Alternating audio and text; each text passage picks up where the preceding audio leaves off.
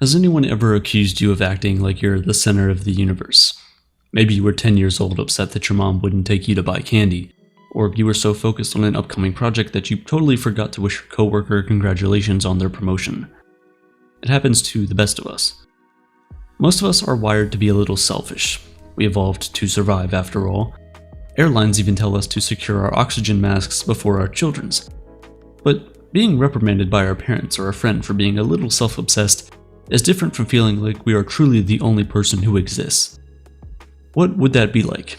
Everyone and everything else being a figment of our imagination. Actually being the center of the universe. It seems like a fun what-if game to play, but if you think about it long enough, could it make sense?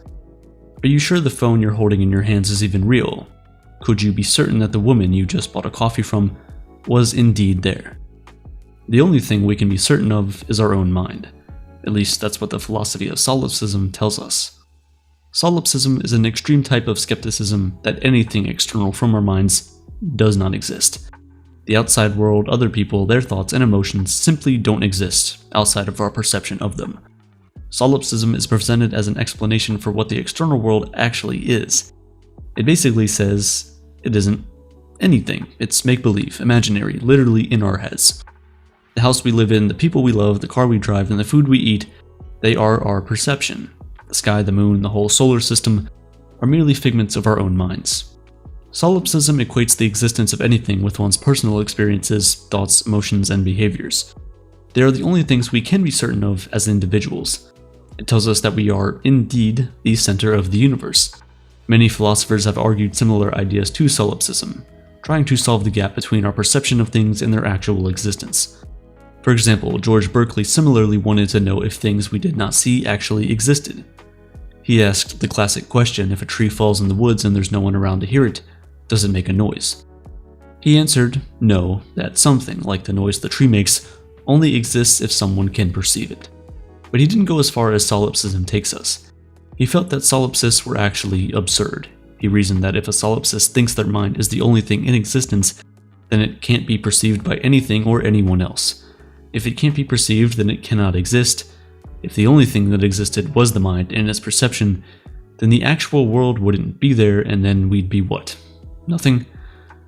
Maybe we would live in the Matrix, living in an illusion, a figment of someone else's perception that only some know isn't real.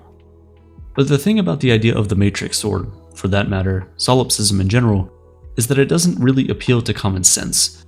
We know that our dog exists because we just do. Solipsism is more about logic.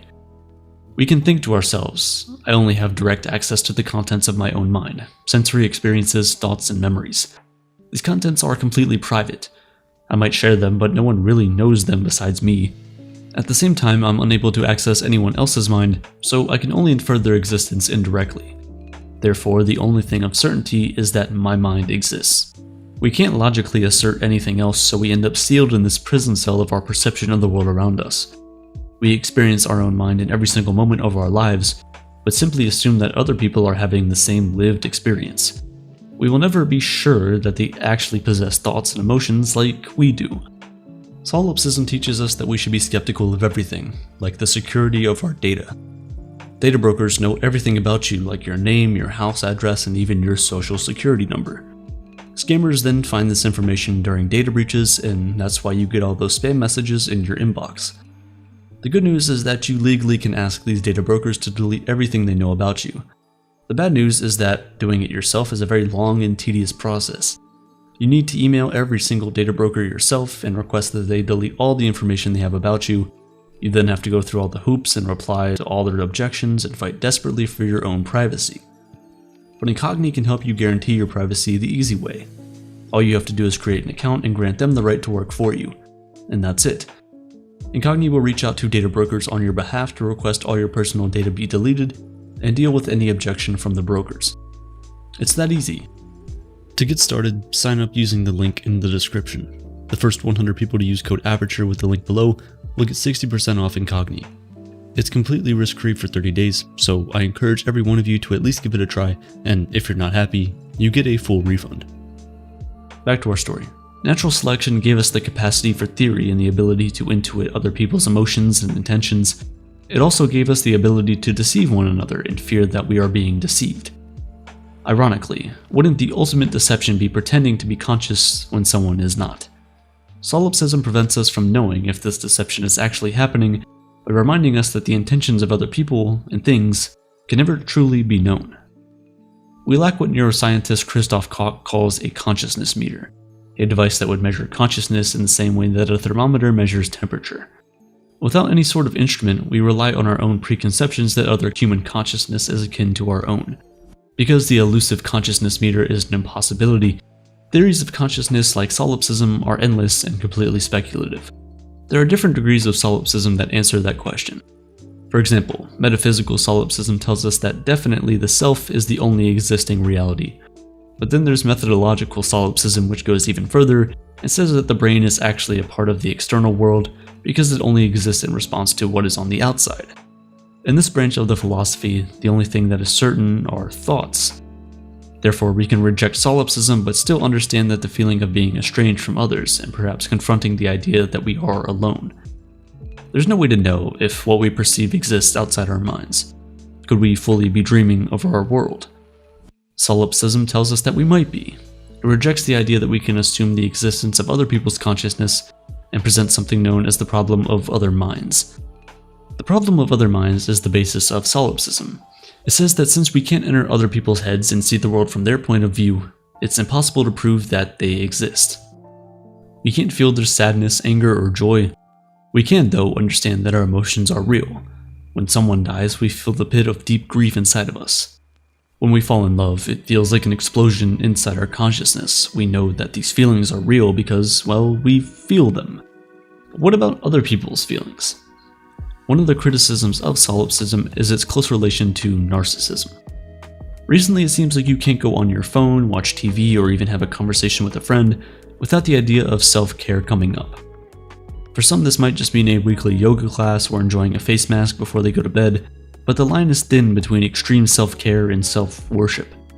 Putting ourselves first can be healthy, but valuing only ourselves leads to broken relationships, isolation, and even struggles with mental health. Unfortunately for those who believe in solipsism, the philosophy supports the rather narcissistic idea that our mind is the only mind that matters. This can therefore be defined as self-centered, putting our worldviews, mental states, and opinions above everyone else, because if our mind is the only one that is sure to exist, why wouldn't we? Now, of course, most people can discern between their own thoughts and emotions and those of their friends, family, co-workers, and even strangers. This idea called mentalization is the ability to suspend what you know or perceive so you can acknowledge someone else's experience. Basically, to have empathy and put yourself in someone else's shoes. It can be hard. Our world is more divided than it's ever been. It seems impossible sometimes to accept someone else's point of view, especially if it's contrary to your own. But stepping outside of our experience and accepting different perspectives is one way to avoid the pitfalls of narcissism. Solipsism, however, says we can't do this. It tells us that we can't look beyond ourselves to see these other perspectives because that person, their mind, and their view of the world simply does not exist. Like anything, solipsism can be taken to the extreme. In what's known unofficially as solipsism syndrome, a person feels that the only reality is the reality of their mind. Actual reality isn't real. They might feel plagued by feelings of loneliness, detachment, or indifference to anything outside their own thoughts, restricted to looking at the world from a single window. Solipsism syndrome isn't officially recognized by the American Psychiatric Association, but disorders like depersonalization-derealization disorder describe similar symptoms. These issues of mental health can go even further in solipsism OCD.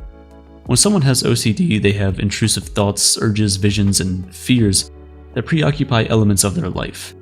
Solipsism OCD is when those intrusive thoughts all revolve around the idea that you might be all alone in this universe. Imagine that for a moment feeling trapped in a make-believe world, questioning everything you see, hear, and feel from anyone or anything you encounter over the course of your entire life. It's a scary thought and a lonely one too. When people suffer from solipsism OCD, they experience never-ending doubt and work day in and day out to find some sort of proof that they aren't alone. Their lives become a cycle of questioning and fear. They'll seek reassurance from other people that their mind isn't the only mind. Of course, the theories behind solipsism tell us that reassurance in the form of someone else can never exist. Like solipsism syndrome, solipsism OCD tends to be found in people who spend long periods of time alone. Think about astronauts who live in space, sometimes alone. Then here on Earth, there are people who constantly turn inward and lose their connection with others. By relying on their own minds this much, they can become convinced that their mind might be alone in this universe. Because of these potential extremes, there has always been an attempt to refute solipsism. Logical rejection has proven elusive. Solipsism is, after all, squarely based in logic. Instead, people argue against its likelihood rather than trying to prove a reasoned-out rebuttal. We might ask the question, how could a single mind conjure up an endless universe of experiences, items, people, and places? This video you're watching right now, the Mona Lisa, the Berlin Wall, your mother, your pet, your job, is everything out there created by some deep, inaccessible part of our mind? Seems unlikely. Some more specific rejections of solipsism come in religion. If a god exists, then he, she, or it watches over us and knows our thoughts. This means that we can't be isolated in our own experience. We'll always have a higher power than our own mind.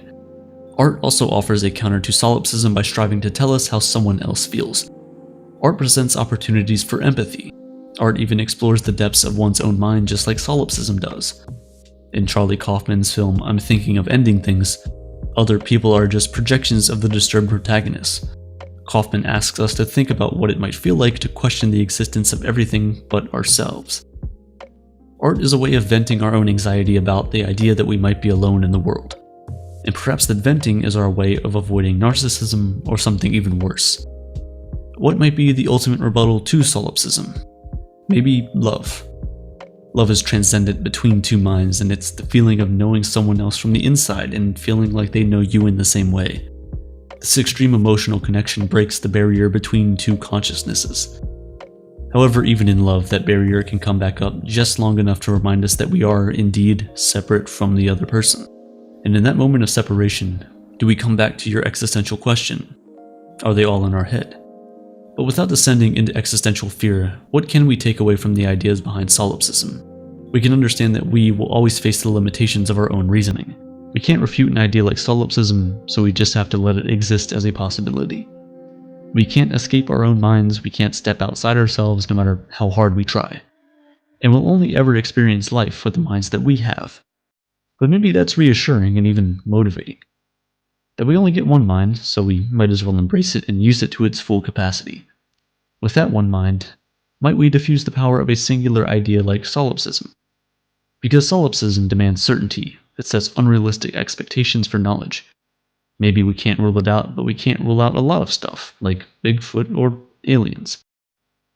In fact, we aren't actually certain about most things, but that doesn't mean we don't accept them as true. We embrace our loved ones as full humans with emotions and consciousness that we try to be kind to. We look at beautiful mountains with wonder and think about the millions of years of erosion and weather that went into making them. We are experts at living without certainty. It's what we do every day. So if the mind is the only thing that is certain, as solipsism tells us, maybe we can enjoy that one bit of fact. But beyond our mind, there's a lot of uncertainty that we can embrace rather than fear.